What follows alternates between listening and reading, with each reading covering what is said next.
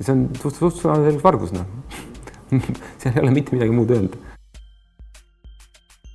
See on tõesti kummaline lugu, mis harneb lahti siinsamas Tallinnas Nõmmel 2012. aastal valminud hooldusravi haigla ümber.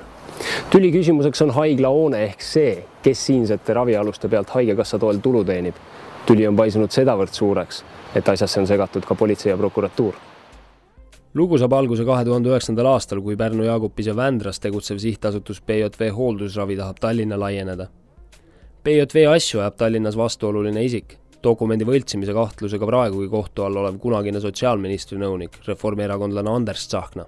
Ja 2009 siis konkureeris sihtasutus PJV hooldusravi Hiiu ravikeskuse ehitamise projektis siis Euroopa Liidu strukturaalfondide rahale.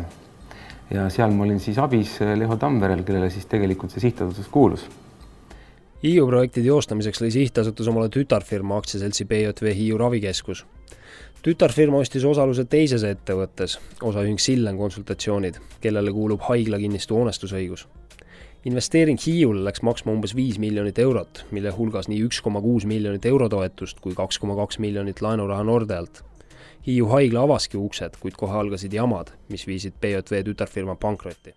Nimelt 2012. aasta mais liikusid osaühingu Sillen konsultatsiooni osad ära sellest sihtasutuse omandist.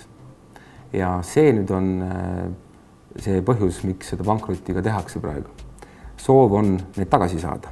Vara liigutamise eest vastutab Tsahkna sõnul Kaidi Alasi, endine PJV hooldusravi töötaja, kes Tsahkna väitel lihtsalt vahetas väärtpaberite registris kinnisasja omava firma omanikke. Nüüd kuulub pool vaidlusalusest kinnisasjast Alasile. Teine pool kuulub vendade Siim ja Sulev Sepiku firmale Bravotex. Praegu tegutseb siin uus Kaidi Alasi poolt loodud sihtasutus, millel on ka leping haigekassaga. Uus sihtasutus maksab renti uutele omanikele. Kuid nagu väidab Anders Tsahkna, siis uued omanikud jätsid haigla ehitusega seotud kohustused vanasse firmasse.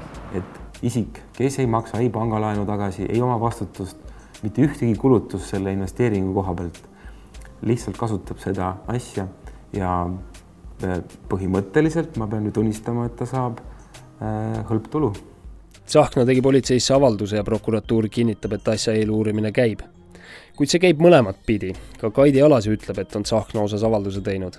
Tema esitleb kogu loost hoopis teist versiooni, kuid keeldub seda kaamera ees rääkimast ja annab kommentaare e-kirja teel.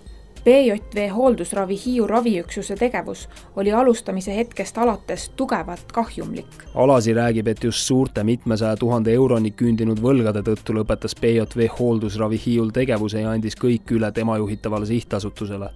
Võlgade tõttu vahetas omanikuga haigalt oma firma. Kõik eelnevad tehingud sõlmis Leho Tamvere. Küsime seda ka PJV endiselt juhilt Leho Tamverelt endalt, kuid tema sõnul ei vasta Alasi jutt tõele. Tamvere ja Tsahkna tunnevad teineteist juba pikka aega. 2012. aasta lõpus sai Tsahknast Tamvere asemel PJV omanik. Raske öelda, kes valetab, kes räägib tõtt. Kuid selge on see, et maksumaksja rahaga finantseeritud projekt on sedavõrd tülli ajanud, et kokku võetakse teineteiselt mõõtu 9 kohtuvaidluses, lisaks kriminaalmenetluses. Tekib küsimus, mida arvab kõigest sellest riigi esindaja. Esiteks kiitis ju Sotsiaalministeerium heaks europrojekti, mille abil haigla valmis. Nüüd suunatakse siia vaidlustest hoolimata haigekassa raha. Omavahelised vaidlused peavad pooled kohtus lahendama või vastastikul kokkuleppel. Et meie siit omalt poolt ei sekku kuidagi ja ei võta, et kummal poolel on rohkem õigust või vastupidi. Ohtu, et Euroopa Komisjon hakkaks toetust tagasi nõudma, tema sõnul ei ole. Kui see firma, kes praegu selles majas tegutseb, oleks hakanud hoopis kas laulukooridele seda välja rentima või mingitele firmadele lihtsalt kontoripinnaks, siis oleks olukord hoopis teine.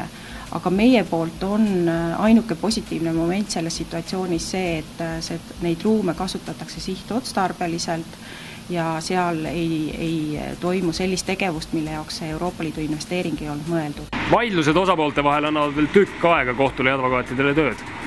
Sotsiaalministeerium omalt poolt lubab aga, et tulevikus on riik hoolikam, kui otsustab, kellele eurotoetusi suunata.